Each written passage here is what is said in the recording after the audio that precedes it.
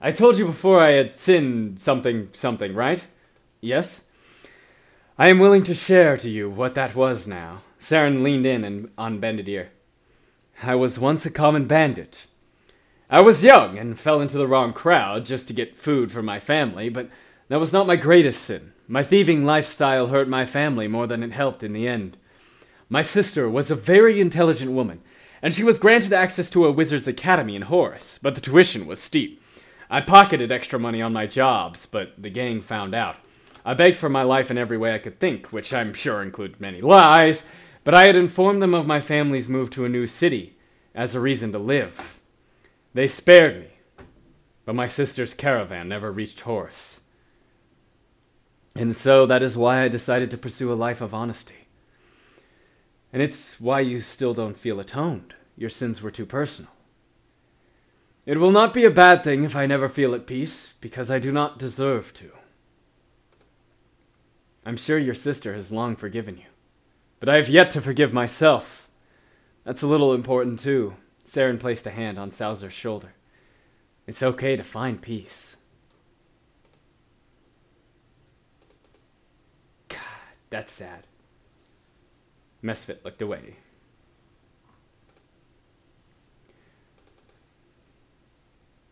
Mirth. Karen? Nobody else seems to have anything left to say. Saren! Mistress? Loren winced from being addressed as Saren's owner yet again. I am not your mistress anymore, I am your commander. Ah, I'm sorry, it's a habit. Well, I'm not. We're companions, aren't we? I'm here to serve you, Majesty. Loren frowned deeper. Sometimes you call me Loren. Saren blinked. More silence. Loren.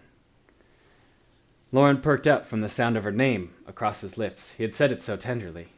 Saren watched Loren stare at him, making him feel like he had just uttered a magician's chant. Was there something you needed from me? Loren crossed her arms to mask the fact that she had completely forgotten why she approached Saren. In fact, she could remember all the steps she took to walk up to him, but at no point did she have an agenda in mind. You asked to see me, did I? I don't recall. You must have. I didn't come to see you for no reason. I was about to scout the perimeter like I do at this time every day. Perhaps you came to join me. Join? I suppose having me along would benefit you. Loren agreed to join Saren on his walk around the camp. What Loren didn't know was that he had adopted the routine ever since she was poisoned.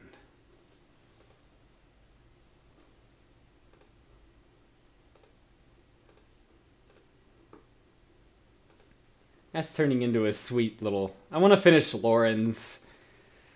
I really do. Hello, Shambara. Shambara, what do you think you'll do once this is all over? Anything I want to. Why, in a free world, I could set up shop in Everburn itself. Or perhaps start a bakery in Horus. Maybe I could be a slave in the Citadel next to you. So this is a joke to you? Of course that's a joke. What have I been wanting to do? Since you snatched me from the swamps, I want to go back to my hut. Why do you want to know? This is where I'm going to create my backup save. Bam! Because I'm not going to do romance, I'm just going to be friendly. Don't you think that after the time we spent together, I may care about what happens to you next? Shambara shrugs and dismisses him. Save your worry. I know how to take care of myself. Always have, always will. It doesn't matter anyway. You'll still be Loren's toy, and she'll shelve you right back into the Citadel. Our futures don't overlap. Shambara walks away after that, leaving Saren to hopelessly find a response to that, but can't. Alright. I think I'm pretty much all ready to go. Part of the difficulty with all this is, like, I don't know how...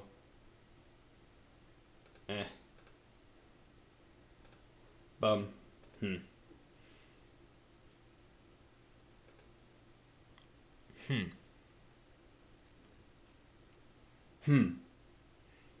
I don't think I have anything else I really want to do. Unless I need to. Is there like Are there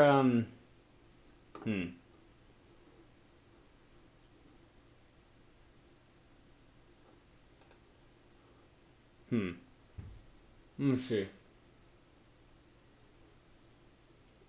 Fuck it. Let's just do it. Let's do it. Come on, let's have fun.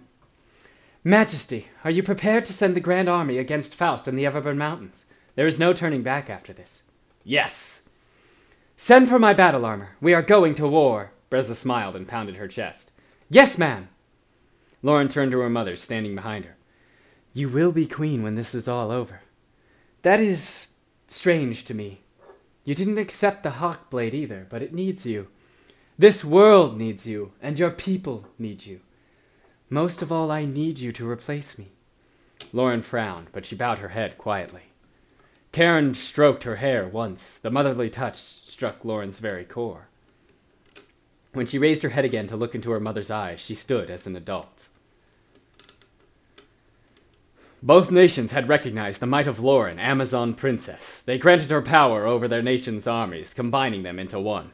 She was now the supreme commander, higher than both General Astron and Samael, with Saren still as her second in command. He rose in rank as well. Yet no one could have been prepared for what was to come, not even Loren. Saren loaded the supply wagons alongside the other male servants just outside of the citadel walls. Slave mistresses watched over the men prudently. It was jarring for Saren to once again be under the harsh eye of the Amazons. It was not a pleasant feeling, and one he could live his whole life without again. Saren! Saren! He stopped loading the carts and turned to see Loren frantically searching the slaves for him. Loren! She spotted him and she looked relieved. She rushed over to him. I'm furious. I've repeatedly warned everyone to treat you a certain way, yet they continue to humiliate you. Ma'am, I will have the heads of whoever put you here. Who was it? Put me here. I am volunteering. Loren froze and stared at him. I wanted to help out, and you had not given me directions yet. You're doing slaves' work because you want to? Saren looked over at all the men who had stopped working to gape at her. They immediately looked away. It's work that needs to be done, and I am used to doing it. Loren looked upon each man, who averted their eyes and worked speechlessly. None wore a smile, and many looked weary or in pain. She looked back on Saren. She realized now how difficult it was to find him among the other slaves. She had expected to spot him quickly as the only healthy, clean man, the only one worthy to be by her side. However, Saren was now layered in dirt, sweating from the hard labor, and his expression was blank. Loren had allowed herself to forget that he was originally a slave. She allowed herself to care for one, and not just any slave, a man. Loren backed away from him. Saren's brow twitched, wondering what he had said to cause such a reaction. Loren!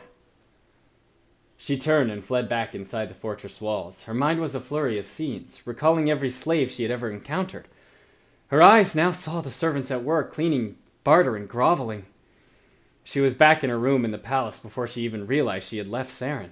2 men were waiting in her room. They fetched water to clean her feet, and she almost abided them out of habit. Instead, she stepped back and finally looked upon them. The men did not look at her in return. Loren bent down and picked up the water basin from one of the bowed men. He trembled, as if she was about to reprimand. What is your name?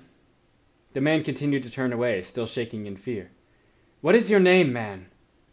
This one does not speak, mistress. Loren looked over at the other man, also groveling on his hands and man.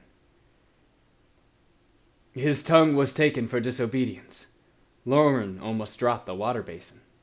She bade the men to take it from her as she went blind from images of Saren in either of their places. She saw her mother smiling upon Rhizam, and imagined her sneaking away from the citadel just to be with him. She imagined what would have happened to her mother had anyone found out about her affair with him. And then, instead of her mother, Loren imagined herself and Saren. It was then, as she stood leaning against the cold stone of her room, that Loren finally realized why she had to become queen.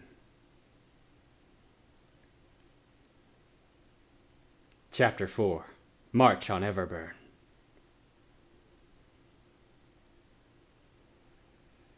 The Grand Army marched under Loren's orders across the plains of Evervorn towards the Everburn Mountains. The demons had already begun to wage chaos outside of their territory. Creatures of every level of depravity had amassed forces so thick that they appeared as black clouds on the horizon. Loren watched her troops span the entirety of the plains before her. She stood proud as she shouted to address them. Today, we begin our march into the wicked lands. There will be evil, there will be death, and blood, and sheer terror. There will be your darkest nightmares and greatest fears. But remember that you are there to destroy it. You are righting those wrongs. You will be justice itself by extinguishing their lives. And in their wake, there will be glory, hope, peace. There will be good again. She took out her sword and pointed it towards the sky. It was a beacon that spoke more than any of her words ever could. Its light pulsed across Loren's skin and onto Saren, standing faithfully beside his princess. The dull roar of the demons behind her had become undeniable. Before they could even begin to confront Faust, they would need to clean the world of every last demon. Loren gave out a roar of her own, signaling a charge. Her sword cut forwards to aim at the demons. The army moved. Loren looked over at Saren by her side. They gave each other a resolute look. Then they bounded forward together into battle. Let's attack a large demon group.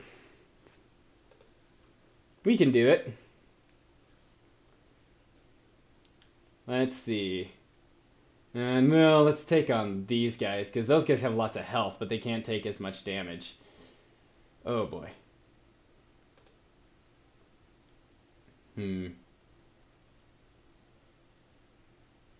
This one.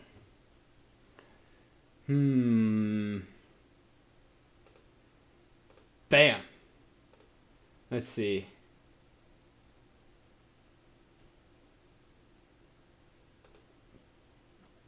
Fireballs!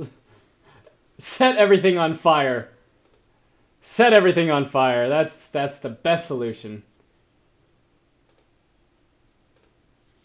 Drop that guy.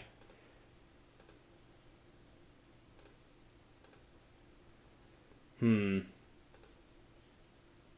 ow, ow, ow, ow, ow.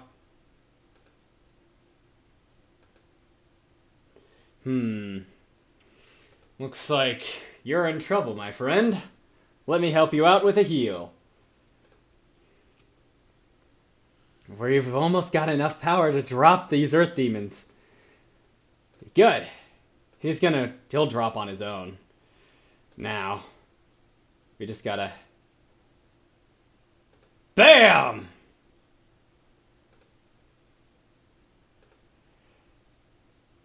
Ow, ow, ow, ow, ow.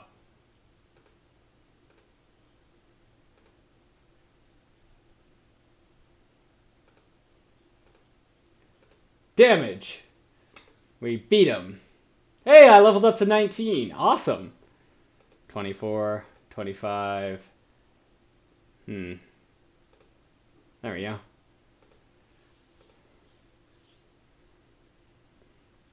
27% of the goal. Attack the large demon group again. Fuck it.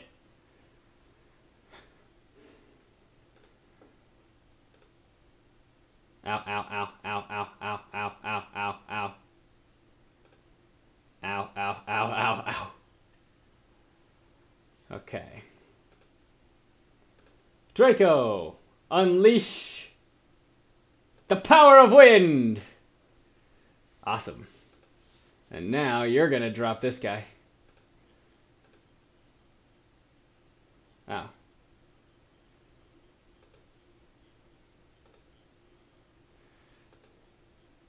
Bam! One dropped.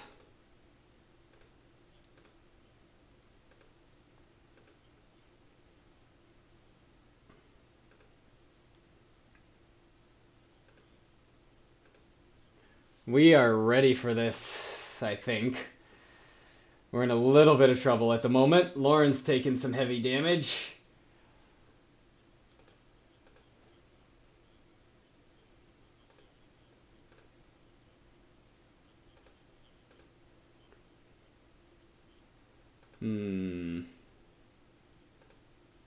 Wind.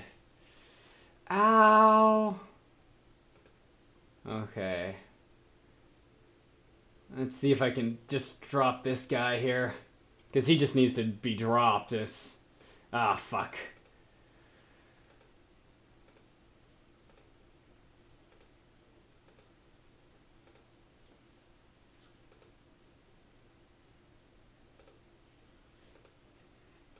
Drop it.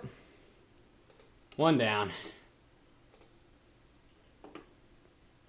We're going to take a brief camp. I don't think anybody's going to have anything to say here. But since we're at camp...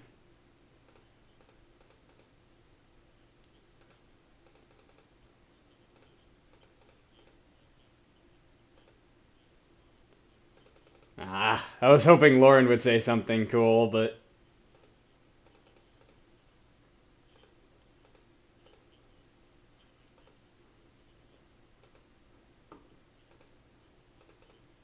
Just checking, but I'm pretty sure all of these. Yep, pretty much. Okay. 58%. Time to battle.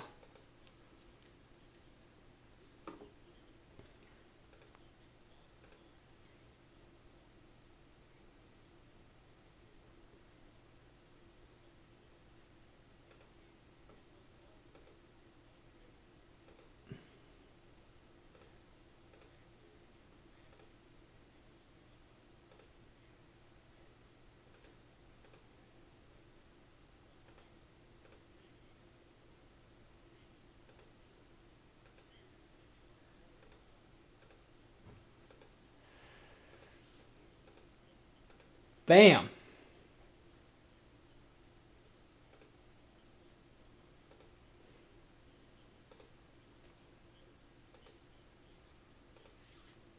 Drop this fire guy. We gotta drop him as quickly as we can because he is causing way too many problems.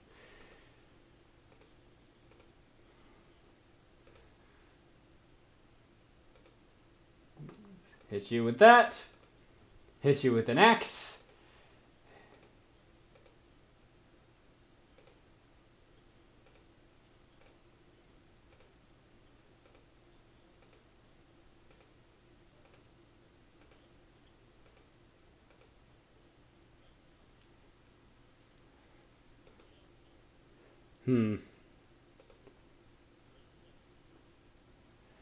We're at 88%. Let's attack a medium group to finish off.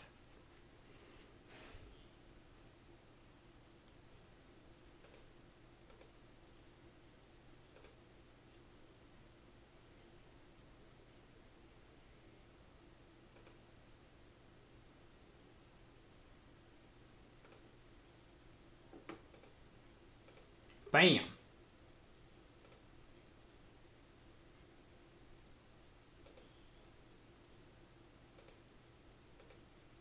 Come on. Ah, god damn it, phone. Why phone? Why phone? Why phone? I don't want you, phone. Go away, phone. Go away, phone. Go away. Fuck you. Fuck you. Ha. Ha ha. Ha ha. Ha. Enjoy your telephone. Jeez.